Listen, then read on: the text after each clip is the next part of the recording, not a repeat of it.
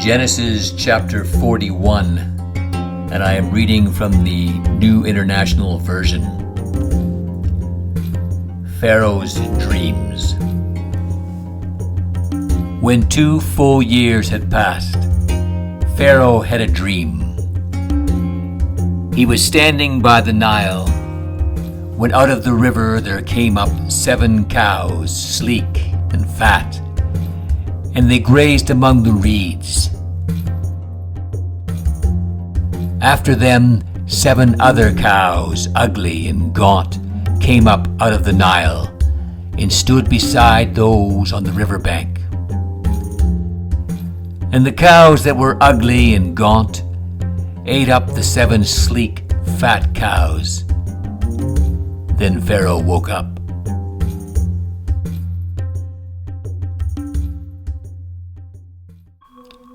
He fell asleep again and had a second dream. 7 heads of grain, healthy and good, were growing on a single stalk. After them 7 other heads of grain sprouted, thin and scorched by the east wind. The thin heads of grain swallowed up the 7 healthy, full heads. Then Pharaoh woke up. It had been a dream. In the morning, his mind was troubled. So he sent for all the magicians and wise men of Egypt. Pharaoh told them his dreams, but no one could interpret them for him. Then the chief cupbearer said to Pharaoh, "Today I am reminded of my shortcomings. Pharaoh was once angry with his servants, and he imprisoned me and the chief baker in the house of the captain of the guard. Each of us had a dream the same night, and each dream had a meaning of its own. Now a young Hebrew was there with us, a servant of the captain of the guard. We told him our dreams, and he interpreted them for us, giving each man the interpretation of his dream.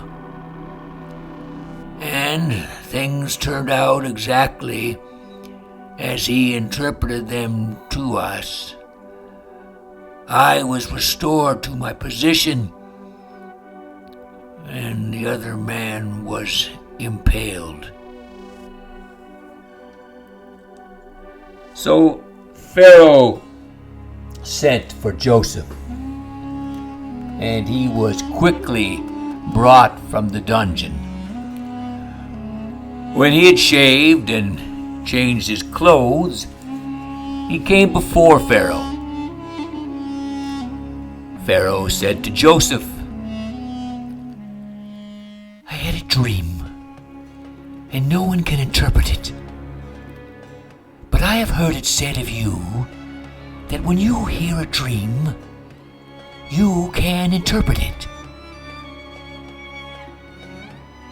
"I cannot do it," Joseph replied to Pharaoh. "But God will give Pharaoh the answer he desires." Then Pharaoh said to Joseph, "In my dream, I was standing on the bank of the Nile, when out of the river there came up 7 cows, fat and sleek, and they grazed among the reeds. After them 7 other cows came up, scrawny and very ugly and lean. I had never seen such ugly cows in all the land of Egypt. The lean, ugly cows ate up the 7 fat cows that came up first. But even after they ate them, no one could tell that they had done so. They looked just as ugly as before. Then I woke up. In my dream I saw 7 heads of grain, full good, growing on a single stalk.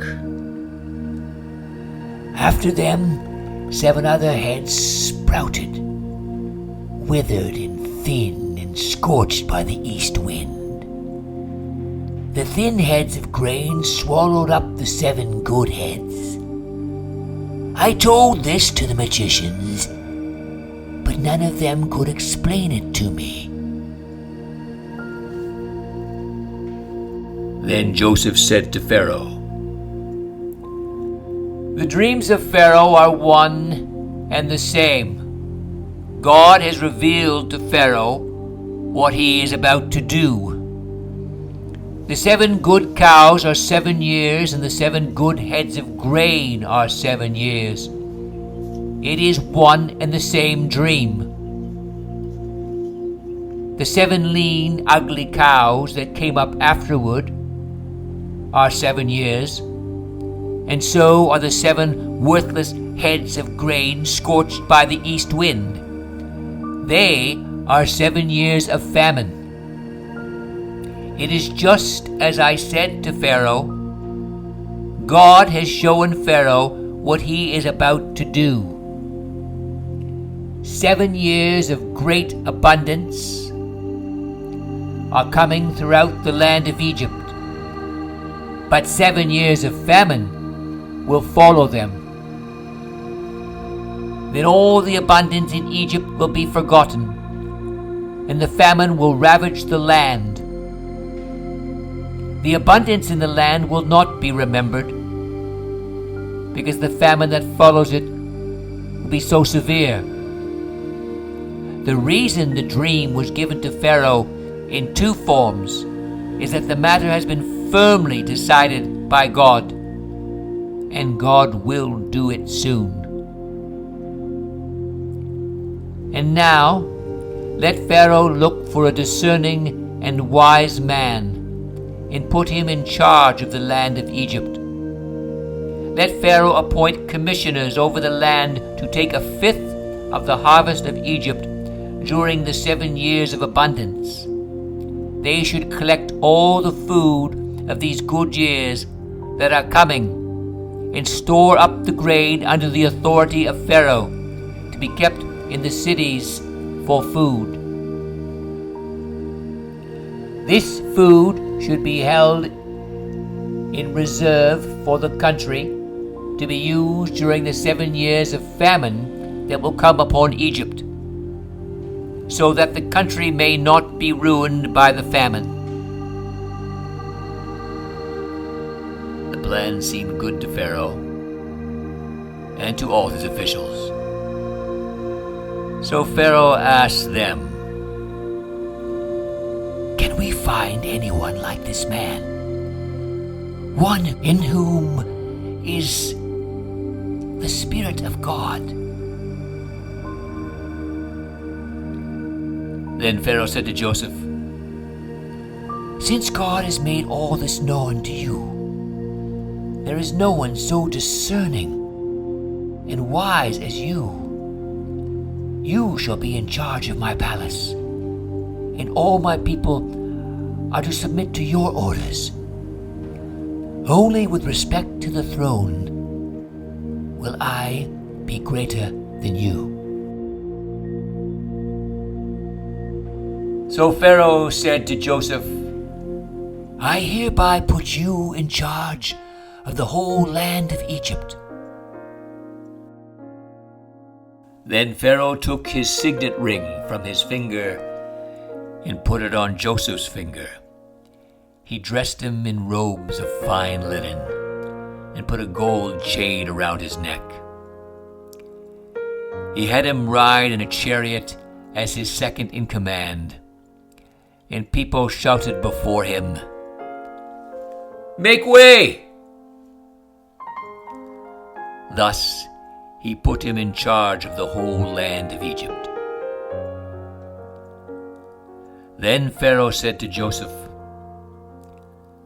I am Pharaoh, but without your word, no one will lift hand or foot in all Egypt.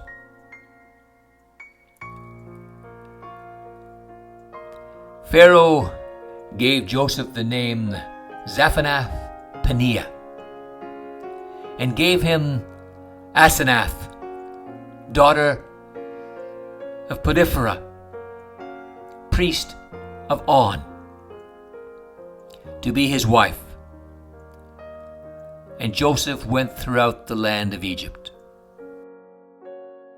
Joseph was 39 years old when he entered the service of Pharaoh, king of Egypt. And Joseph went out from Pharaoh's presence and traveled throughout Egypt. During the 7 years of abundance, the land produced plentifully. Joseph collected all the food produced in those 7 years of abundance in Egypt and stored it in the cities. In each city he put the food grown in the fields surrounding it. Joseph stored up huge quantities of grain, like the sand of the sea. It was so much that he stopped keeping records because it was beyond measure. Before the years of famine came, 2 sons were born to Joseph by Asenath, daughter of Potiphera, priest of On. Joseph named his firstborn Manasseh and said, "It is because God has made me forget all my trouble and all my father's household." The second son he named Ephraim and said, "It is because God has made me fruitful in the land of my suffering." The 7 years of abundance in Egypt came to an end. And the 7 years of famine began, just as Joseph had said. There was famine in all the other lands, but in the whole land of Egypt there was food.